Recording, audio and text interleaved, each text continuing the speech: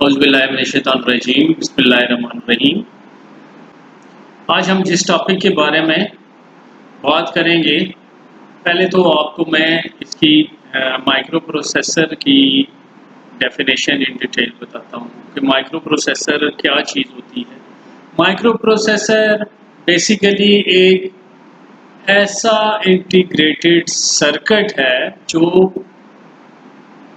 अपनी इनपुट पे आने वाले डाटा को रिसीव करता है, उसको हल करता है या एग्जीक्यूट करता है जो उसने डाटा रिसीव किया होता है, जो उसको इंस्ट्रक्शंस दी गई होती हैं उनके मुताबिक, और उसके बाद उस चीज़ का रिजल्ट जो है अपनी आउटपुट पे शो करता है, उसको हम माइक्रो प्रोसेसर बोलते हैं।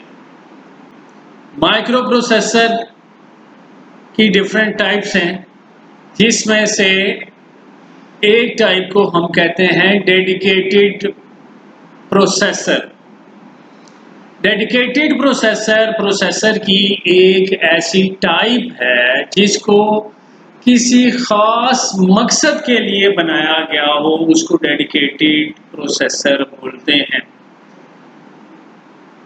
जैसा कि मिसाल के तौर पे हम माइक्रोवेव ओवन में इस्तेमाल होने वाले प्रोसेसर, रोबोटिक्स में जो रोबोट होते हैं उनमें इस्तेमाल होने वाले माइक्रो प्रोसेसर, या टेम्परेचर को मेजर करने वाले माइक्रो प्रोसेसर, और क्लॉक्स वगैरह में, घड़ियों में जो माइक्रो प्रोसेसर यूज़ होते हैं वो डेडिकेटेड माइक्रो प्रोसेसर होते हैं। उनको एक ख़ास मकसद के लिए ही बनाया गया है कि वो उस ख़ास मकसद को पूरा करें, इसलिए उनको हम डेडिकेटेड प्रोसेसर बोलते हैं। डेडिकेटेड माइक्रो प्रोसेसर या प्रोसेसर के बाद आता है जनरल पर्पस माइक्रो प्रोसेसर।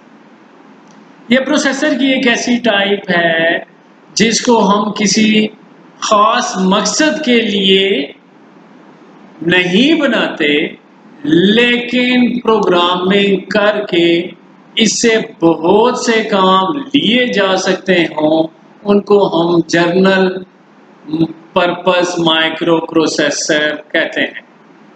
मिसाल के तौर पे कंप्यूटर के अंदर यूज होने वाला माइक्रो प्रोसेसर जो सा है वो जनरल पर्पस माइक्रो प्रोसेसर है। हम प्रोग्रामिंग करके इसमें गेम्स बना सकते हैं, प्रोग्रामिंग करके हम डिफरेंट स्लाइड्स बना सकते हैं, प्रोग्रामिंग करके हम इसमें बहुत सी और चीज़ें बना सकती हैं। ये जनरली है, किसी ख़ास मकसद, एक मकसद के लिए नहीं बनाया गया, जनरली बनाया गया, और इसको हम बहुत से प्रोग्रामिंग करके बहुत से ऐसे काम ले सकते हैं। ऐसे प्रोसेसर्स को हम जनरल पर्पस माइक्रो प्रोसेसर कहते हैं।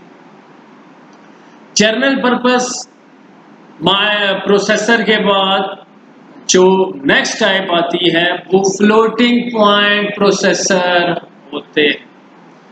फ्लोटिंग पॉइंट प्रोसेसर की ऐसी टाइप है जिसको फ्लोटिंग पॉइंट कैलकुलेशन के लिए इस्तेमाल किया जाए, उसको फ्लोटिंग पॉइंट माइक्रो प्रोसेसर कहते हैं।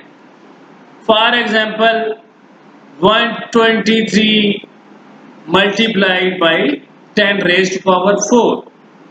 अगर इस तरह की कैलकुलेशंस फ्लोटिंग पॉइंट की जोन सी हैं, उनको ऐसे प्रोसेसर जो इस खास कैलकुलेशन को कैलकुलेट करने के लिए बनाए गए हों, उसको हम फ्लोटिंग पॉइंट माइक्रो प्रोसेसर या फ्लोटिंग पॉइंट प्रोसेसर बोलते हैं। इसके बाद 8 बिट माइक्रो प्रोसेसर आते हैं।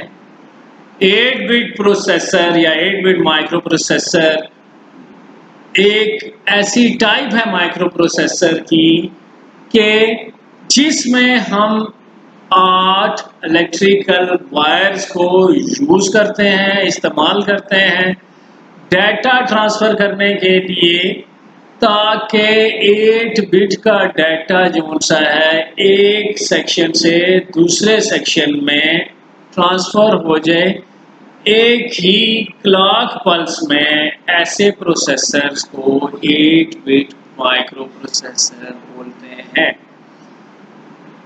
इसके बाद आता है 16 बिट माइक्रो प्रोसेसर।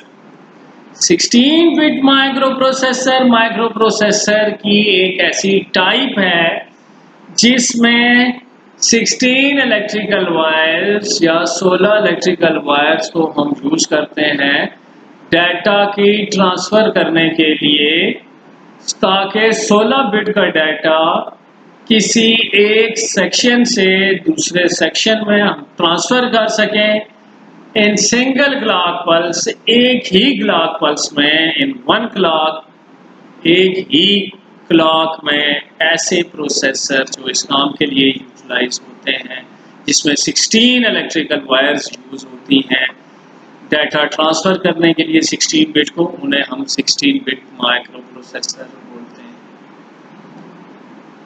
उसके बाद 32 बिट माइक्रो प्रोसेसर आते हैं। 32 बिट माइक्रो प्रोसेसर की एक ऐसी टाइप को कहते हैं जिसमें 32 इलेक्ट्रिकल वायर्स को यूज करते हुए हम डाटा को ट्रांसफर करें।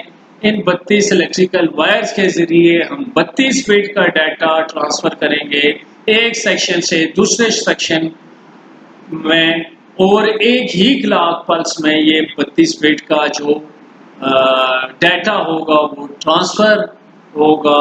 तो ऐसे प्रोसेसर जो 32 इलेक्ट्रिकल वायर्स को यूज करते हुए 32 बिट के डाटा को एक सेक्शन से दूसरे सेक्शन तक ट्रांसफर करें, ऐसे प्रोसेसर्स को हम 32 बिट माइक्रो प्रोसेसर